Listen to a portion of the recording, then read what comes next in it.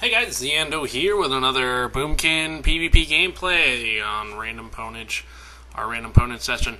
Alright guys, just a couple things to cover up front here. This is a Twin Peaks, as you can see. We're starting out pretty quick. It's only 11 minutes. Like I said, I try to keep it under 15 minutes, especially in these commentaries. They get kind of dull after about 5. So, anyhow, for those of you guys that don't know, every Tuesday, we being me and Valfor, live stream our arena gameplay, me being a Boomkin, him being a Destro Warlock, and we're probably going to start 3s here shortly, but for the time being, we stream our 2s as we get our points and such, and we end up playing more as we go on, but it's between 7 and 9. Twitch is down in my Twitch link is down in the description below, so go ahead and check us out on Tuesday, and then on Thursday, we run randoms with subscribers. So subscribers, if you guys want to run some randoms, even if you're just trying to gear up some characters, that's fine by me. I don't mind jumping in a couple games with you guys, or sharing my real ID for now with you to go ahead and get us up and running, and get you guys through some BGs and have a good time. Just keep in mind we will be live streaming those as well, so people can watch. So go ahead and just tune in. Even if none of the subscribers want to join in, me and Valfor are trying to get footage, so of course we are streaming. So tune in. Anyhow, there's a new schedule also. It is Monday, so I'll go ahead and give you guys the weekly update. New schedule for videos. Every Monday through Friday, of course, I will be doing my Random Ponage videos and my Unorthodox Destruction videos. However, every Tuesday and Thursday, I'll be putting one of my live stream videos up that are uncommentated, whether they be arena or they be, random battleground or rated battleground. They will be up. Anything that I've live streamed, I'll put it up there without me commentating, so you guys can kind of hear how the dialogue goes and how things go down. Keep in mind, if it is a random, normally we're just goofing around, so it is pretty funny to listen to, and it can be a good time. And if it is arena, of course, you'll hear us chit-chat about, as we're playing, you'll hear us, talk about how we're doing the kills or whatever, is going on at the time. So, anyhow, that's that. I do have the rest of my Boomkin guide coming out. It will be coming out this week. I got some of it recorded this weekend, but I didn't get to finish up the guide, so I want to kind of finish everything up on that and put the finishing touches on it before I just put it out on the upload. I'm also refining the first guide that I originally set out. It was 40 minutes long. It was really long. It did cover everything as far as the damage side is concerned and what most people want to know. So if you guys haven't actually watched it and you were interested on how to be a Boomkin, or at least how to get a good start at doing damage as a Boomkin, even if you're just starting out fresh or even if you're an experienced individual, go ahead and check it out. That one is in my channel as well. It's called Bring in the Boom. I put it in its own separate playlist for you, and I'll go ahead and put a link to that in the description below as well. So I do appreciate it if you guys check that out.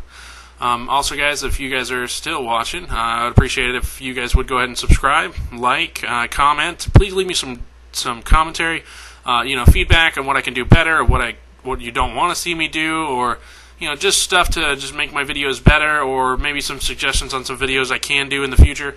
I do like to kind of keep my options open and kind of see what my subscribers like to see. I do have some basic stuff, but I know it can get boring after a while, and I just want to kind of keep the content fresh and kind of give myself an idea of where my community is going and what you guys like, like to actually participate in or like to watch. So go ahead and please leave me some commentary and some feedback on that. Anyhow, on to the gameplay here. As you can see, I am playing with Valfor. He is now Valius because we are Alliance. Those of you that hate me because I went Alliance, I apologize. I went to Darkspear because I had previously been there, and I was on a PvE realm, and it just wasn't working out for me. And I went PvP, and while I could go into a 40-minute Tachondrius queue, I'd rather just go into the Darkspear queue where I hardly ever get queues. And it was a good move for Valfor as far as being a Warlock. He wanted to get rid of Unending Resolve so he could use Trinket. Or not Unending Resolve, whatever his thing is that was like a Trinket but cost 20% health. Anyhow, and it's been a good move for me as well, because Night Elf is actually really, really strong because of Shadow Meld. Shadow Meld is a really, really strong ability for a Druid, or for any class for that matter, but especially for a Druid, because I can displace or meld, stealth, or I can meld and stealth. I can meld off of stampedes. If stampedes hit me hard, I can meld and the stampede will go away because it doesn't, it pulls me out of combat, which it doesn't show in the description, but it does do that. So just keep that in mind, guys. That is a thing. That is, it is really, really strong, especially for druids, and it's something we definitely got to focus on, or something that's definitely worthwhile as far as being a druid. Whereas when I was a troll, there was some definite benefits, snare effects, not ensnaring me for long, what else did it give me? It gave me 1% regen in combat, or out of combat and in combat, and it gave me, pet proficiency or something, but berserking was the big thing, and while the damage buff was really good, I haven't really missed it since becoming a night elf, just because it's, I got another survivability cooldown, basically, compared to a damage cooldown that was every 3 minutes, and it was only basically like a mini bloodlust, which it's not something you need to have, but it is really, really nice. Anyhow, in the gameplay, as you saw, me and Val just cleaned up that flag carrier real quick. We're about to get the cap, or we should get the cap sometime this year. Oh, we already got the cap. So we got the cap, and we are headed down the middle of the field once again. We're going to go ahead and clean up our flag room because there's a lot of combat going on in there. And we're going to clean up anybody that tries to head over to the flag room, especially this shaman. The shaman's been picking up the flag this whole time, so we just wanted to keep him from grabbing the flag once again. This was kind of this horde group was kind of struggling. They did have a decent comp, but they did have some decent damage, but they weren't really organized, even though I realize it's a random and they don't get super organized, but they had way too many BG heroes instead of people that want to play the objective. And you can ask, I've played with a couple other guys. Now I've played with a few other subscribers, and they can tell you too that I mainly play the objective. I don't really care about damage. There was one of my subscribers, and thanks to him, I did get my wrecking ball this weekend. So thank you, Roof Noodle. Big shout out to you. Thanks for healing me so I could get my wrecking ball. I got Wrecking Ball, and I do have that on my live stream as well. Unfortunately, I can't post it here because I was playing Pandora in the background, and I don't want to get flagged. But if you guys want to check it, go to my live stream, and I do have it labeled. It is an EOTS game, and I just wrecked shit. And thanks to Noodle, I was able to get my win, or my Wrecking Ball, which was awesome.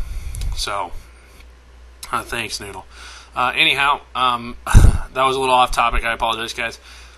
Anyhow, this monk picked up the flag right here. Me and Valfor once again on the flag carrier, and we are cleaning them up pretty quick. I popped my super boom cooldown, silenced him, did all that happy jazz, and used everything I possibly had except for this last Star Surge proc, as you see, and I got back into Lunar. I've been really focusing on trying to stay in some type of eclipse state at all times, and as you saw, the other flag, or as you saw here, we start heading back to the big group of people because we want to kind of clean them up. So they can't prevent us from doing the last cap, which isn't something we normally have to worry about. Now, this is a monk. He's a Brewmaster monk. He's actually decently geared. And as you can see, the off heals for a Brewmaster right now is ridiculous. And I am taking a shit ton of damage from Touch of Karma. Between their stuns and their overall lockup, they're able to do, it's just been really hard to kill an actual Windwalker monk 1v1. It's kind of like fighting... It's kind of like fighting warriors before their second wind got nerfed.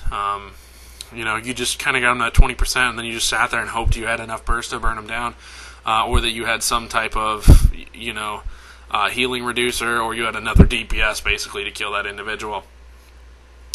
So that's what it feels like. And then all of a sudden, this other monk shows up, and me and Val are fighting, and between all the incapacitates and the stuns, we just couldn't get a kill.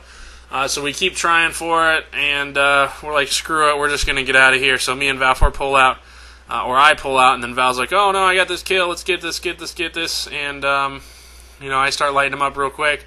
And do we get the kill here? I don't think we do. No, he heals up to full, and I start putting all my Star Surge procs back on the healer. And as you can see, on some of these, I'm actually having a really hard time targeting. I don't know what's been going on, but... targeting people has been a pain in the ass. It just hasn't been, pulling them up. Like, if I normally click the target or I tab target, and when I tab target, it's been picking up pets, which is annoying as shit. And then when I click the target, sometimes it just straight up misses the click altogether, and it's very, very frustrating. So, anyhow, as you can see, we came back in here to combat. I'm just dotting everybody up as much as possible. I did have a couple people, subscribers by the way, tell me not to double dot and single dot all the way around, and I apologize for not agreeing with you on that one. Double dotting is the way to go 100% of the time. Double dotting gives you 100. It gives you both of your dots are ticking at the same time on that one target, and also enables you to consistently keep a steady line of damage on all the targets that you're targeting. So you want to double dot at all times, and then you would obviously just to keep the damage up. There's no point in just single dotting somebody and just going to the next one. I mean, I've never been in that kind of situation. Anyhow, guys, this is pretty much the end of the game. I'm sitting here, I'm about to res here, and the game is about to end. Would you guys please comment? Like I said, comment, like, subscribe, do all that happy jazz. Let me know what you think. Give me some good feedback, and I look forward to seeing you guys tomorrow.